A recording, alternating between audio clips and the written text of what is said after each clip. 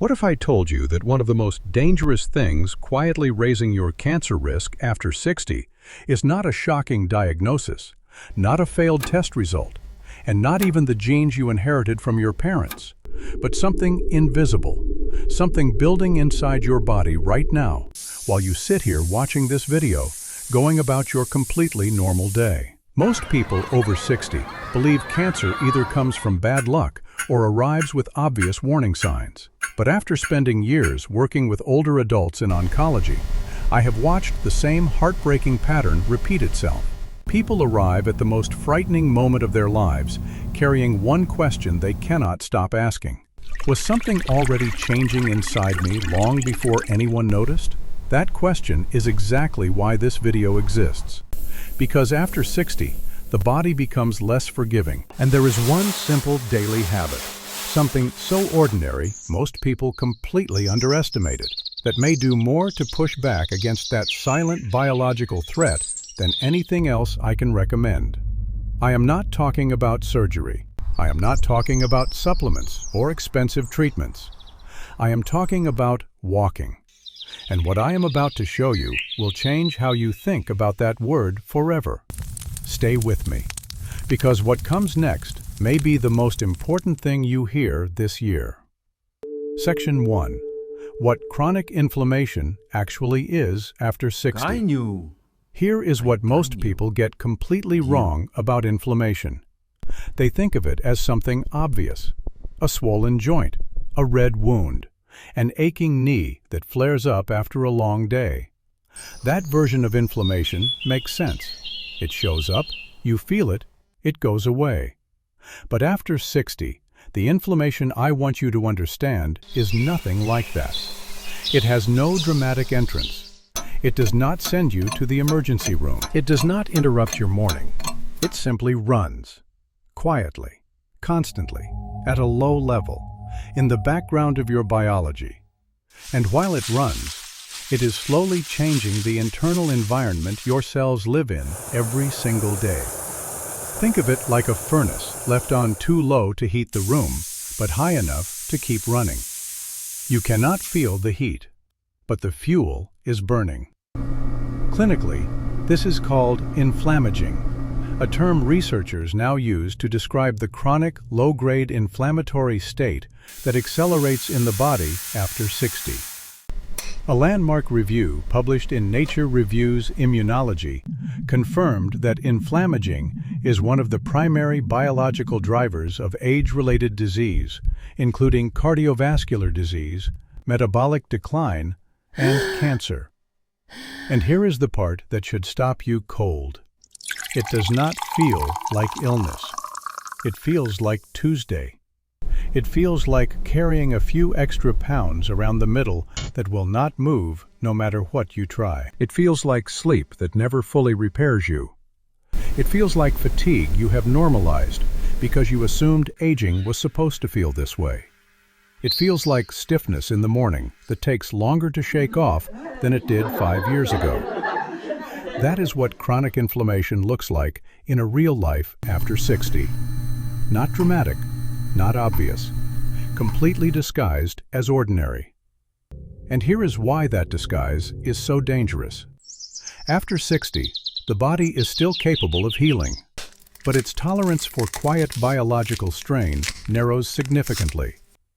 Poor sleep, excess abdominal weight, prolonged sitting, processed food, regular alcohol. None of these felt catastrophic at 40. At 60, they feed the same internal fire that is already running hotter than it should be. Your body is not failing, it is signaling. The stiffness is a signal. The fatigue is a signal. The weight around the middle that will not move is a signal. And once you understand what those signals are pointing toward, the next question becomes the most urgent one in this video. How exactly does this silent internal fire raise your cancer risk? Section 2. Why this silent inflammation makes cancer more likely. Cancer does not begin in a single catastrophic moment. It begins in a body that has been under quiet, sustained strain for a very long time. And that is precisely where chronic inflammation becomes dangerous. Here is how to understand it. Your body is rebuilding itself constantly. Cells divide. Old ones die. Damaged ones get cleared out and replaced. In a healthy internal environment, that entire process is tightly controlled. Your immune system acts as a surveillance team, patrolling, identifying abnormal cells, and eliminating them before they become a problem. But when inflammation stays switched on at a low level for months and years, that environment begins to change. A 2019 review published in Nature identified chronic inflammation as a hallmark of cancer progression, present not just as a side effect of tumors, but as an active contributor to their development. The mechanisms are specific. Inflammatory chemical signals increase oxidative stress, which creates more opportunities for genetic damage inside cells. At the same time, chronic inflammation can impair the immune surveillance system, the same internal team responsible for catching abnormal cells early. Think of it this way. If your surveillance team is exhausted, distracted, and operating in a chaotic environment, some things get through that should have been stopped. That does not mean inflammation automatically produces cancer. It means inflammation creates conditions where cancer is more likely to develop, persist, and escape detection. The terrain becomes more permissive, and after 60, this matters more because the repair systems are slower. The immune response is less precise. The margin for error is narrower. A 2021 meta-analysis published in Cancer Epidemiology, Biomarkers and Prevention found that elevated markers of chronic inflammation, specifically C-reactive protein and interleukin-6, were significantly associated with increased risk of colorectal, breast, and lung cancers in adults over 60. These are not abstract statistics. These are biological processes happening inside real bodies, in real people, who feel mostly fine on a Tuesday morning. And here is what makes this so urgent for you specifically. Most older adults are not dealing with just one inflammatory driver. They are dealing with several simultaneously. Abdominal weight, disrupted sleep, physical inactivity, processed food, alcohol, stress. Each one adds fuel to the same fire. Together, they create an internal environment that is measurably less protected than it was a decade ago. But here is where this video shifts completely. Because the research does not just tell us what raises that risk. It tells us precisely what pushes back against it. And the answer is simpler than almost anyone expects. Section 3. Why daily walking is the most underrated habit after 60. I want to tell you about Patricia. She was 67 when she first came in. Active mind, sharp. She managed her diet carefully, avoided obvious junk food, took her medications. But she sat for most of the day. Office chair in the morning, car seat in the afternoon, sofa in the evening. She was not sedentary in the way she imagined sedentary people to be. She was just still, quietly, consistently still. Her inflammatory markers told a different story than her daily routine suggested. When we built daily walking into her routine, not marathons, not gym memberships, 25 to 30 minutes of purposeful walking most days of the week, her C-reactive protein levels dropped measurably within 12 weeks. Her sleep improved, her energy shifted. The biology responded. That is not anecdote. That is what the research predicts. A major study published in the British Journal of Sports Medicine, tracking over 1,200 adults aged 60 and above, found that those who walked at a moderate pace for 150 minutes per week, that is roughly 20 to 30 minutes daily, showed significantly reduced levels of systemic inflammatory markers compared to sedentary peers. Same age group, same general health profile. The difference was the walking. Here is why it works at a biological level. Walking triggers the contraction of skeletal muscle. Every time skeletal muscle contracts, it releases anti-inflammatory compounds called myokines, chemical signals that actively suppress the inflammatory pathways running in the background. A 2020 review in Exercise Immunology Review confirmed that regular, moderate physical activity, including brisk walking, is one of the most effective non-pharmacological interventions for reducing chronic, low-grade inflammation in older adults. Walking also improves insulin sensitivity, supports healthier abdominal weight distribution, enhances sleep quality, and improves cardiovascular circulation, every single one of which independently reduces inflammatory load. It is not one mechanism. It is a cascade of biological corrections happening simultaneously from a single daily habit. And here is the part that most people miss. Walking does not just reduce inflammation.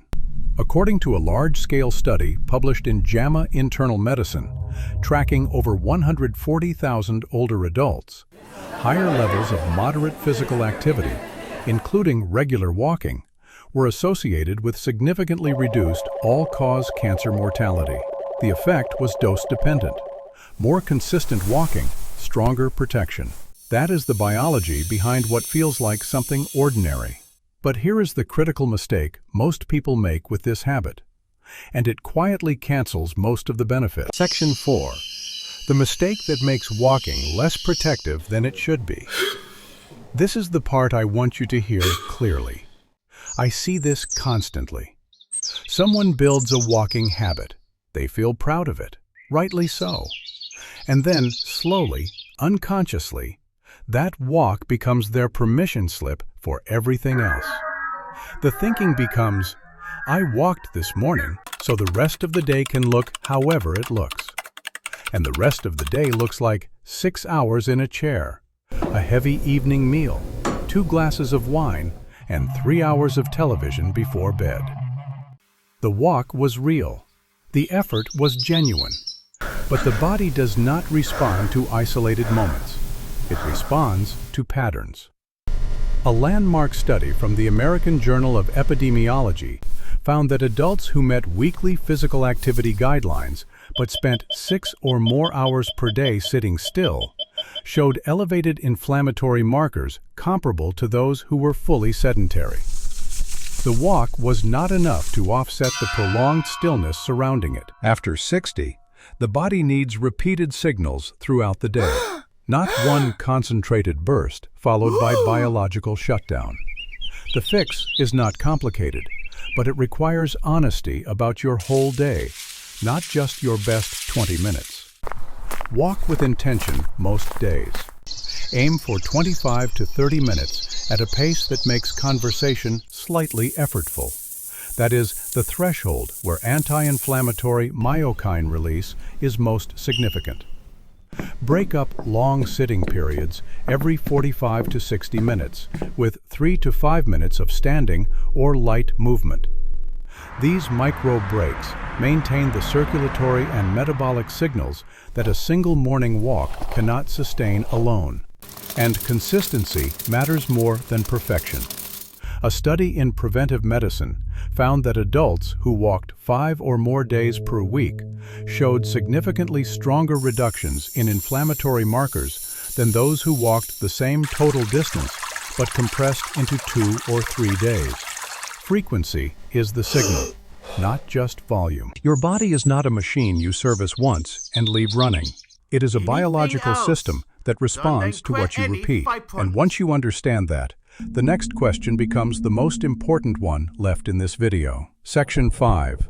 What supports this habit and what walking can never replace? Walking is one of the most powerful things you can do after 60. But I need to be honest with you about what it cannot carry alone. It works best when the body is not being pulled in the opposite direction for the remaining 23 hours of the day. That means sleep. If you are waking up exhausted, sleeping in broken stretches, snoring heavily, or dragging through your afternoons, the walk is still helping, but it is fighting upstream. Sleep is when the body suppresses inflammatory cytokines and restores immune surveillance function. Poor sleep is one of the most direct drivers of elevated C-reactive protein levels in older adults. A study in Sleep Journal found that adults sleeping less than 6 hours per night showed inflammatory marker levels comparable to those with diagnosed inflammatory conditions. Your walk and your sleep are working on the same problem from different directions. You need both. Food matters too. You do not need a perfect diet. But you cannot feed inflammation with one hand and fight it with the other. More vegetables, more fiber, more omega-3 rich foods, fatty fish, walnuts, flaxseed, which have demonstrated direct anti-inflammatory effects in multiple peer-reviewed trials. Less ultra-processed food, less added sugar, less heavy alcohol, which directly elevates inflammatory markers even in moderate regular consumption. The walk works better when it is part of a larger biological message. We are moving in a different direction now. But now I need to draw a line that matters. Walking can reduce your risk. It can improve your internal environment. It can lower inflammatory load and support immune function. What it cannot do is replace cancer screening. It cannot replace a colonoscopy that is overdue. It cannot replace a mammogram that keeps getting postponed. It cannot replace a conversation with your doctor about symptoms you have been quietly hoping will explain themselves. Unexplained weight loss, blood in the stool, a new lump, unusual bleeding, a cough that simply will not resolve, persistent fatigue that feels different, not tired the way you recognize tired, but something else. These are not things you walk through. These are things you bring to a doctor immediately. Healthy habits should make you more responsible about your health, not more avoidant of it. The walk is not a substitute for medical care. It is what you do alongside medical care to make the years between appointments count. Closing. What these choices add up to. Think forward with me. 1 year from now, if you build daily walking into your life with consistency and intention, if you pair it with better sleep, more supportive meals, and honest follow-through on your screenings, your inflammatory markers will be measurably lower. Your energy will feel different. Your body will be operating in a less hostile internal environment than it is today. 3 years from now, the gap between where you are and where sedentary peers are becomes visible, not just in how you feel, but in what the biology shows. Circulation, metabolic health, immune function, the internal terrain your cells are living in every single day.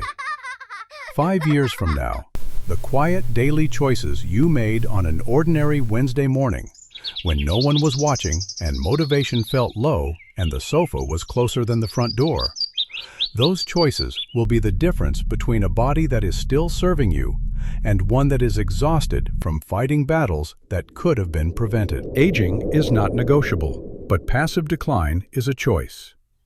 The walk is not dramatic. It does not look impressive. It will never trend on social media. But it is one of the most evidence-backed, biologically grounded, practically accessible habits available to you after 60. And it is available to you today, in the next hour, regardless of your fitness level, your history, or how long you have been sitting still. Your body has not given up. It is asking, what is the one thing standing between you and making this habit consistent right now? Tell me in the comments. I read every single one, and your answer shapes what I cover next. If this video gave you something useful, share it with someone over 60 who needs to hear it. And subscribe, because the next video on this channel covers exactly what to eat after 60 to lower inflammation at the cellular level, and it pairs directly with everything we covered today.